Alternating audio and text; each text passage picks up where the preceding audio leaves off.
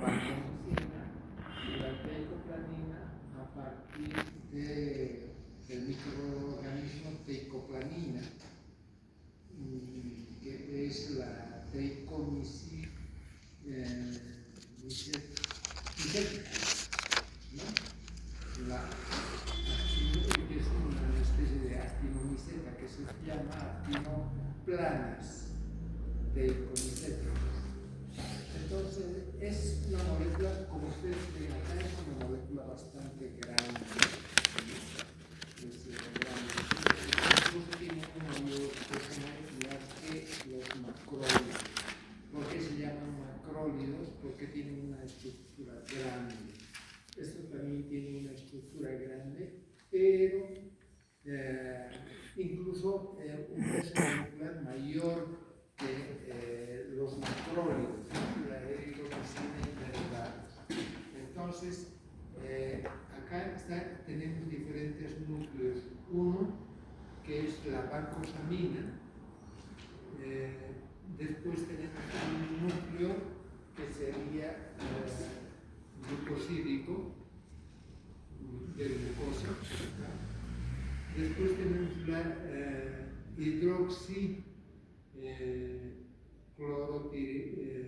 clorotirosina, que son estos dos núcleos, o dos núcleos de hidroxitirosina, ácido aspartico, que tenemos, y fenilglicina. Tenemos tres núcleos de fenilglicina.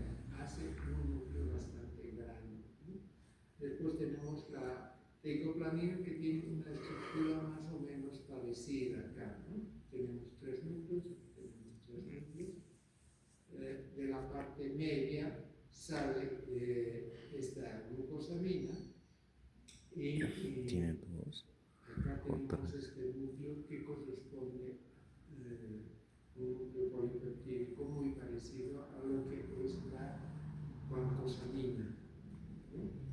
Después tenemos acá estos núcleos de fenilglicina y fenilglicina y una cadena nitrogenada bastante grande en la parte intermedia. Estructuralmente tiene esas características estos dos antibióticos, ¿no? Entonces, farmacodinámica. Los glucopéptidos son antibióticos muy parecidos en su acción a la penicilina, ¿no? Su estructura química es muy... su acción farmacológica. ¿Cuál es la acción farmacológica de la penicilina? Vamos a ir relacionando todos los de pequeño espectro con la penicilina. Y su mecanismo de acción también es la misma, ¿no? Entonces, ¿cuál sería? Inhibición de la pared celular. Inhibición de la pared celular. ¿Cuál es el mecanismo de acción de la penicilina? Inhibición de la síntesis de la pared celular, pero en el cuarto periodo, no en los primeros periodos. Se forman nomás estos dos núcleos GM más el pentapéptido, igualito se forman. Es trasladado, digamos, del interior de la célula al exterior, se forman las cadenas, pero entre capa y capa no se polimeriza, ¿no? Entonces hay una inhibición de la transpeptidasa, igual que la penicilina, ¿no? Entonces, ahora, eso en cuanto al mecanismo de acción. La transpeptidasa, que es la unión de alanina 1, perdiendo dos átomos o dos aminoácidos y la otra parte de la cadena de la capa inferior, un aminoácido. Entonces es un poco diagonal así, ¿no? La unión y es como, se hace como bayoneta, hemos visto, ¿no? En ese lugar es donde actúan los glucopéptidos, ¿ya? O sea, inhibición de la síntesis de la pared celular. Ahora, ¿sobre qué microorganismos actuarán? Si tiene ese mecanismo de acción, actúa en las paredes celulares, principalmente de aquellas que tienen una sola pared. ¿Quiénes tienen una sola pared? Los gram positivos, ¿no? Los gram negativos tienen dos paredes, que hace un poco más difícil la penetración, porque la penetración se hace a través de difusión facilitada a través de iones, ¿no? Ahora, ¿sobre qué microorganismos van a actuar? Streptococcus, Staphylococcus, Diplococcus, Pneumococcus, Clostridium, Bacillus anthracis, Corybacterium diphtheriae. Todos estos microorganismos que les he dicho son microorganismos gram positivos. Actúa muy poco sobre gérmenes gram negativos. Acá creo que tenemos una, ¿no? Streptococcus, Piógeno, Enterococcus, anaerobios, Clostridium difficile. El género Clostridium, tenemos diferentes Clostridium sobre los que no actúan, ¿no? Clostridium tetani, perfil, séptico. Aquí tenemos sobre este Clostridium que es difícil, ¿no? Que es bacteria también gram positiva, pero anaerobia. Entonces, casi exclusivamente son sobre gérmenes gram positivos, ¿no? Resistencia bacteriana. Los gram negativos son los que son más resistentes a estos antibióticos, ¿no? Entonces, se produce por una síntesis proteica en la membrana de la bacteria que resiste o impide la unión de la vancomicina con la D-alanina de alanina. La vancomicina les he dicho que actúa en la polimerización, pero en la unión de las dos capas, pero uniéndose a la D-alanina de alanina. Esto vamos a ver acá.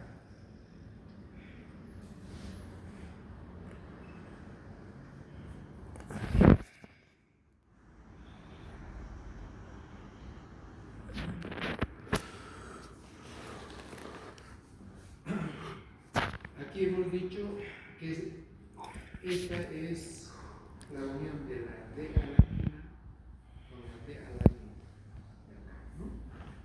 Entonces, estos antibióticos se unen, en vez de unirse a la transpeptidasa, se van a unir con la vancomicina y la glicopena. Ahí tenemos. O sea, la penicilina actúa en el cuarto periodo y estas también en el cuarto periodo. Lo que les decía en forma de bayoneta es acá, ¿no? ¿Está claro? Entonces, ese es el mecanismo de acción de estos antibióticos.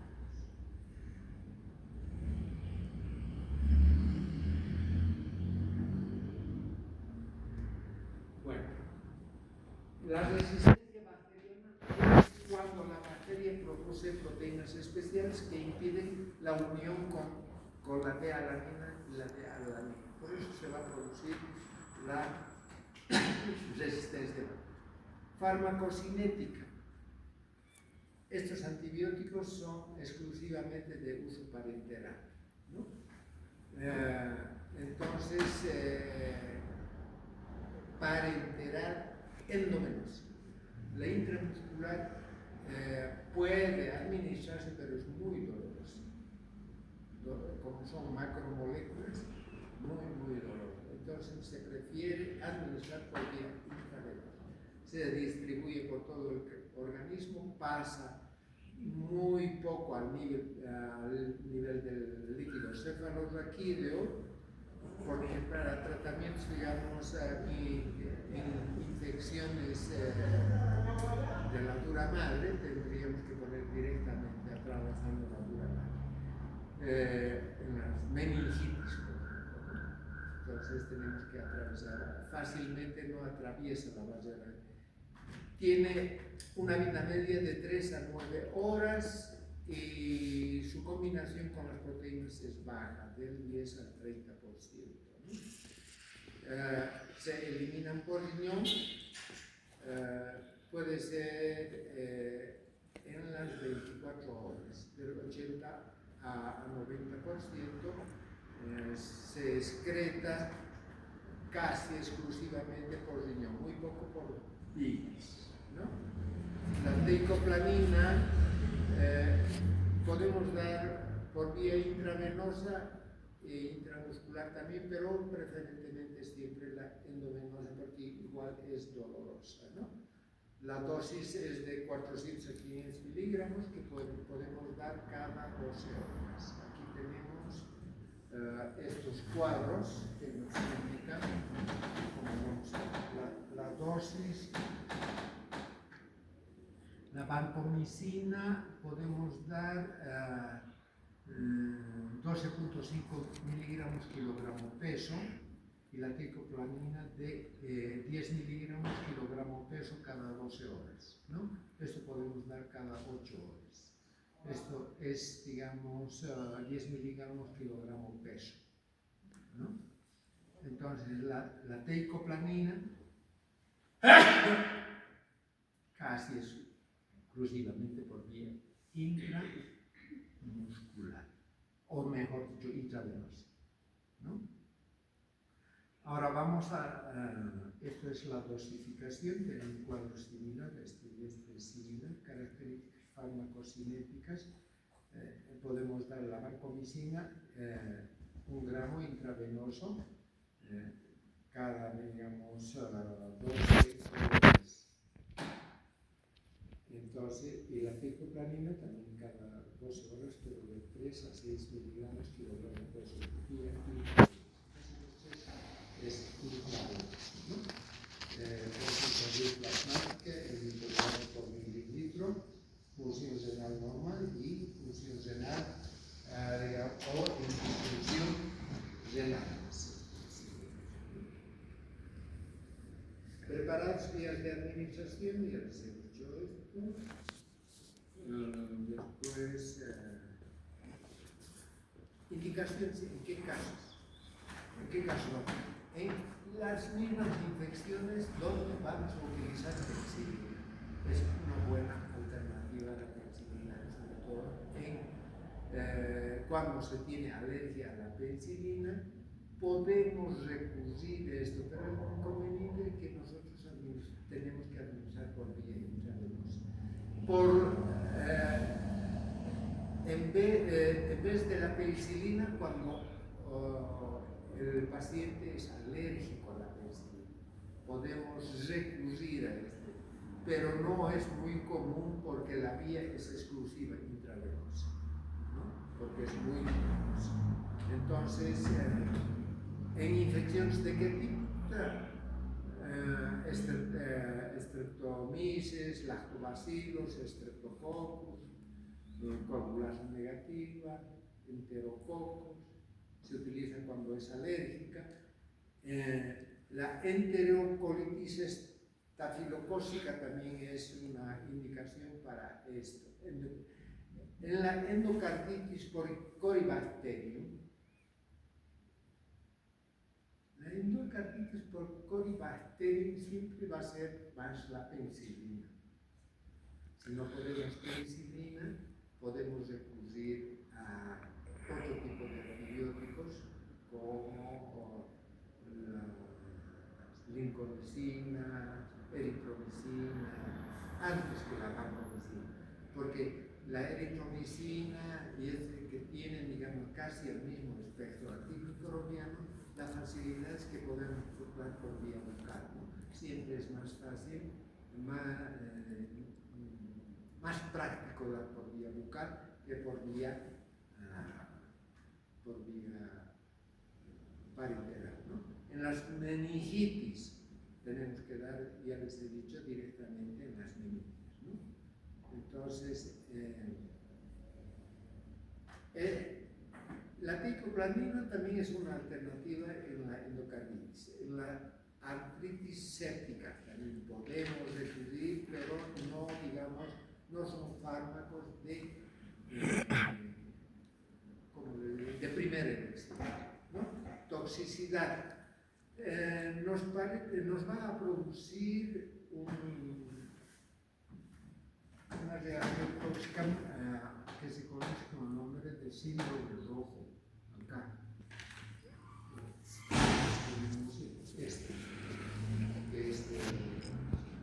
Lo que se conoce como el síndrome rojo, que es más o menos como una descarga muy importante de histamina, pero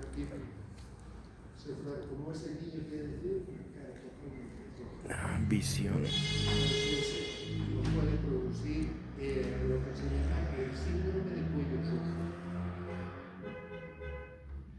Esta reacción del síndrome de cuello rojo se puede uno eliminar por la administración, por infusión intravenosa con suero. Si administramos mezclando con suero y damos por venoclisis, se puede evitar esto, ¿no? Dando 500 miligramos por hora, ¿no? En la venoclisis. También nos puede producir, digamos, alteraciones a nivel del órgano del colon. Cuando estuvimos hablando sobre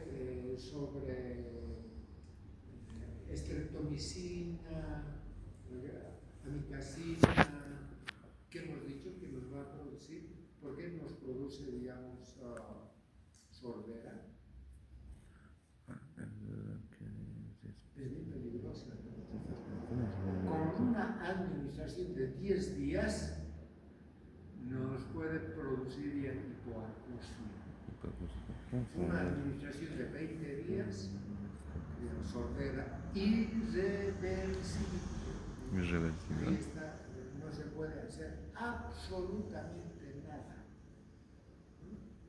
Tal vez ahora la ciencia un poco avanza, pero es casi irreversible, porque se vuelve gelatina y después medio que ser tan espeso que no, los hilos ya no funcionan y es sordera total. ¿No? Entonces, ¿cómo es este asunto? ¿Por qué se produce eso? Porque se deposita en el perímetro, en el abdomen, ¿no? Entonces puede producir también sordera irreversible. Son nefrotóxicos también, puede producir necrosis tubular y nos puede producir también diabetes, ¿no? O sea, como administramos por vía intravenosa y es muy importante, puede producir diabetes si es que damos en concentración pura, ¿no? O sea, damos chaga directamente en vena, ¿no? Es mejor dar por venoclisis con suero. Ahí, digamos, se atenúa mucho este problema de la diabetes. Aún puede producirnos neutropenia también. Después, lo que tenemos que hacer en el tratamiento es suspensión del tratamiento, ¿no? Con indicaciones. Está confirmado en pacientes alérgicos a esta droga en el embarazo y la lactancia. Indicaciones, interacciones medicamentosas con todos aquellos medicamentos que van a producir reacciones alérgicas, reacciones tipo descarga de histamina, shocks anafilácticos, el uso concomitante con aminoglucósidos, la vasopresina, polidioxina, colistina, pues no se debe dar conjuntamente y tampoco con eritromicina, ¿no? Bien. Vamos a hablar ahora de las lincosamidas. Origen química. Estos antibióticos se extraen también por cultivo de microorganismos, por Actinomyces lincomyceticus. Bueno, ¿por qué se llama lincomyceticus? Porque se estudió, se obtuvo este microorganismo en la localidad de Lincoln, en los Estados Unidos. pues por eso que le han puesto lincomycetus, ¿no? Entonces, estos antibióticos, lincomensis también se llaman azúcares pesados, ¿no? Tienen una característica importante en cuanto son del tipo glucosídicos también. Acá tenemos, ¿no? Tenemos dos fármacos, que la lincomicina y la clindamicina. La lincomicina es un antibiótico que se obtiene, pero no es muy aplicado ya, no se ha prácticamente descartado la lincomicina. Pero no la clindamicina, que es un fármaco o es un antibiótico semisintético, porque acá tenemos este oxidrilo en el carbón 2 de la unión peptídica de este núcleo pentagonal. Entonces, acá tenemos simplemente hidrógeno, pero si se reemplaza, o mejor dicho, este oxidrilo, si reemplazamos este oxidrilo por cloro, se transforma en clindamicina, que es la que tiene actividad, digamos, o mejor dicho, propiedades terapéuticas adecuadas e indicadas, ¿no? Entonces, la lincomicina prácticamente en desuso.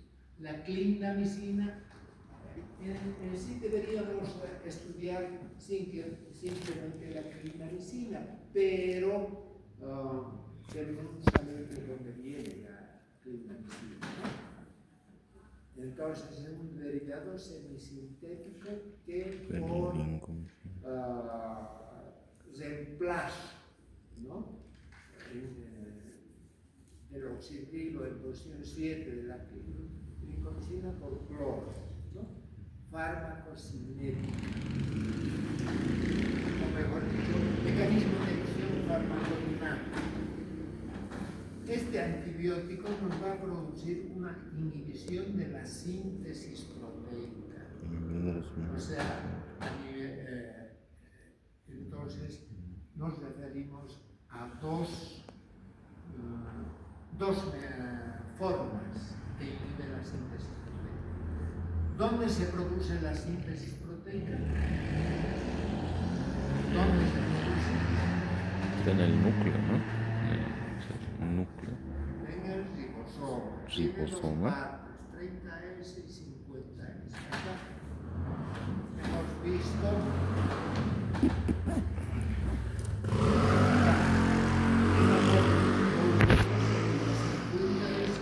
y esta parte inferior es la 30S. ¿De acuerdo? Entonces, ¿cómo se produce la síntesis? Viene el DNA, se transforma o se divide. Acá tenemos otras diapositivas interesantes que nos traen.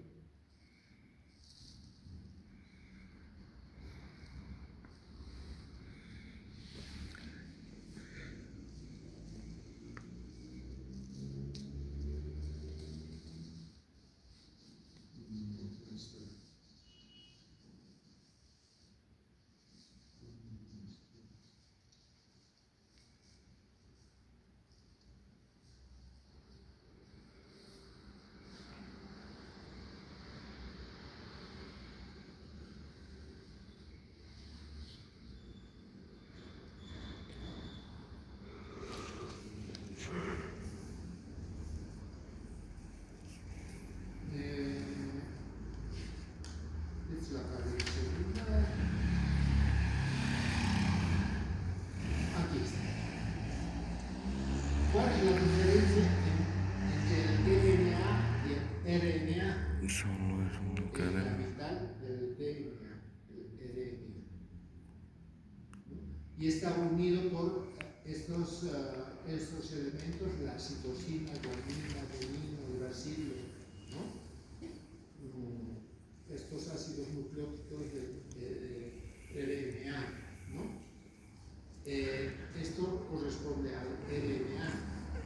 En el DNA tenemos más, ¿no? La timina y después la timina es la que diferencia, digamos, en el DNA y el RNA. Se divide en esta forma, ¿no? Entonces, cuando se va a producir la síntesis proteica, aquí tenemos todo el código genético para la síntesis proteica, ¿no? Y los antibióticos que producen inhibición de la síntesis proteica, como efecto tóxico, puede también inhibir la síntesis proteica del organismo huésped. ¿De acuerdo? Hay algunos efectos tóxicos que se va a producir por esta acción. ¿De acuerdo? Que no solamente inhibe la síntesis proteica de la bacteria, sino también puede inhibir la síntesis proteica del organismo huésped. De eso vamos a explicar con mucho detalle más adelante. Entonces, lo que les decía, acá estamos acá, ¿no? Entonces, las licosamidas, sobre todo la clindamicina, inhibe la síntesis proteica. Muchos antibióticos inhiben la síntesis proteica, pero el lugar donde actúan es diferente de cada uno de ellos. Por ejemplo, las lincomicinas impiden la unión del RNA de transferencia, que este es el RNA de transferencia, y vamos a ver dónde está. Aquí tenemos, este es el RNA de transferencia. ¿Cuál es el papel del RNA de transferencia?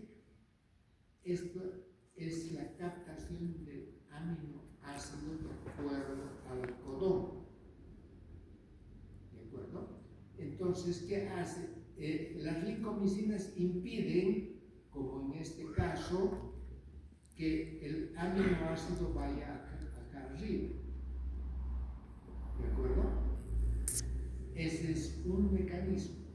O sea, inhibe la unión del RNA con el aminoácido, que es, digamos, un mecanismo de acción. El otro mecanismo de acción, aquí, esta unión del RNA con el aminoácido se acopla con la posición P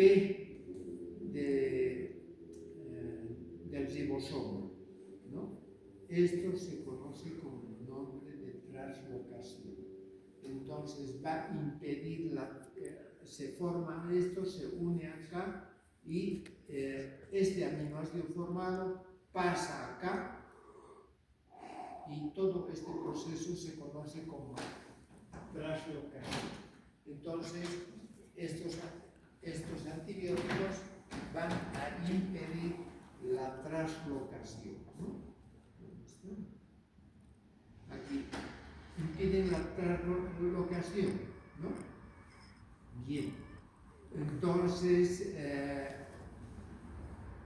ahora vamos a ver preparados indicaciones terapéuticas, dosis, en qué caso estamos, en caso de alergia a la penicilina, en la enterocolitis, es la endocarditis por colibacteria, meningitis, toxicidad. Contraindicaciones en las alergias, interacción medicamentosa, no se indica. No, esto es la plasmina, aquí estamos. El mecanismo de acción. Resistencia bacteriana. La resistencia bacteriana se va a producir por ventilación, por acción de la metiltransferasa. Es un mecanismo. Dos, por alteración de la fijación, por bloqueo del paso a través de la membrana. O sea, no va hacia el citoplasma bacteriano, entonces tampoco llega al ribosoma, ¿no? Y hay otro bloqueo del paso a través de la membrana, no pasa. Alteración del sitio de fijación, aquí hay una alteración y la membrana, el tercer mecanismo de la resistencia, bloqueo del paso del antibiótico a través de la membrana, o sea, a través de acá, ¿no?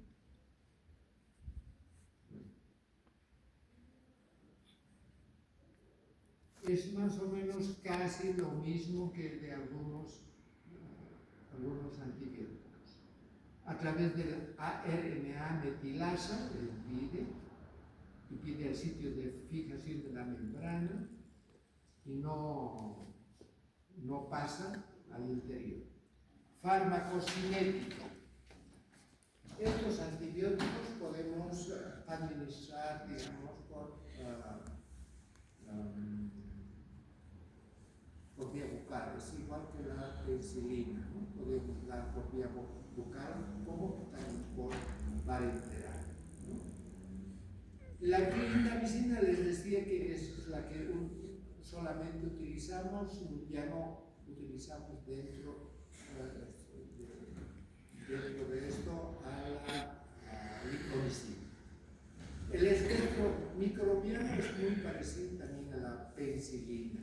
Para nosotros es una buena alternativa en las infecciones de origen odontogénicas que se llaman.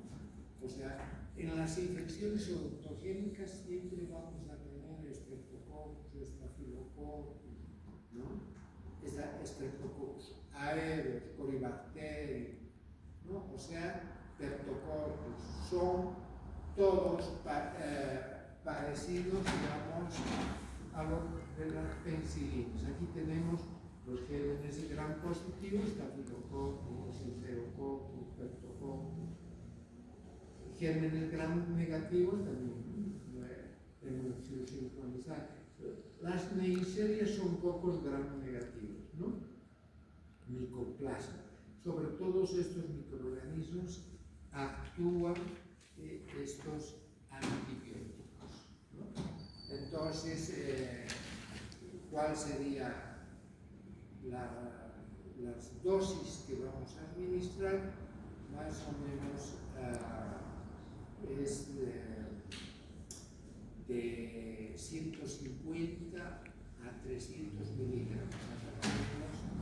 Dentro de la farmacocinética, la clindamicina entre 150 miligramos a 300 miligramos.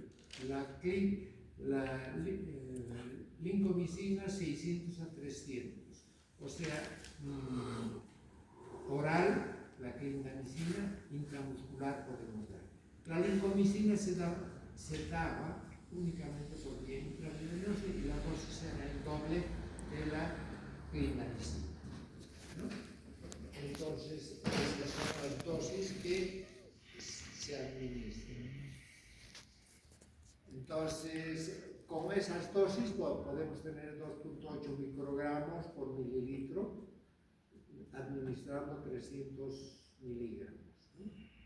Podemos tener el doble de concentración plasmática. El tiempo máximo de acción es a las 2 horas. Se distribuye por todo el organismo, se combina en forma muy importante con las proteínas de 60 a 90%, atraviesa los líquidos tipo cefalorraquídeo, pero las concentraciones son muy bajas con relación, digamos, al plasma. Se elimina principalmente por bilis. La vancomicina, la teicoplanina, casi exclusivamente por vía renal. Estos azúcares pesados es a través del hígado, a través de la bilis puede producirse el fenómeno de la circulación enterohepática, ¿no? Entonces, tiene una vida media, ya les he dicho, de 2 horas y se inactiva totalmente en el hígado. Indicaciones terapéuticas. Como les he dicho, la clindamicina es buena alternativa en las infecciones odontogénicas, ¿no? Entonces, es alternativa a la penicilina, utilizamos cuando el paciente es alérgico a la penicilina, ¿no? Podemos dar clindamicina en las periodontitis, cuando se hace un raspado radicular, ¿no? Una apicectomía. Es una buena alternativa. Los preparados, y hemos dado 150, 300 de la clindamicina. Toxicidad. Él nos puede traer fenómenos de tipo tóxico a nivel gástrico, náuseas, vómitos, cólicos y diarrea, ¿no? También nos puede dar efectos curarizantes. ¿Qué les he dicho el día lunes sobre el efecto curarizante? Es como un efecto relajante. Relajante, debilidad muscular, ¿no? Sí. Entonces, esto cuando se da, digamos, dosis bastante altas, de 1 o 2 gramos día. No es conveniente dar en el embarazo, que está casi un poco contraindicado, pero estudios no se conoce exactamente qué es lo que produce, ¿no? Puede producir diarrea y dolor intenso a nivel estomacal. Muy bien. Vamos a quedar aquí, después entramos a lo que son los antibióticos Polipeptídicos. polipeptídicos, ¿no?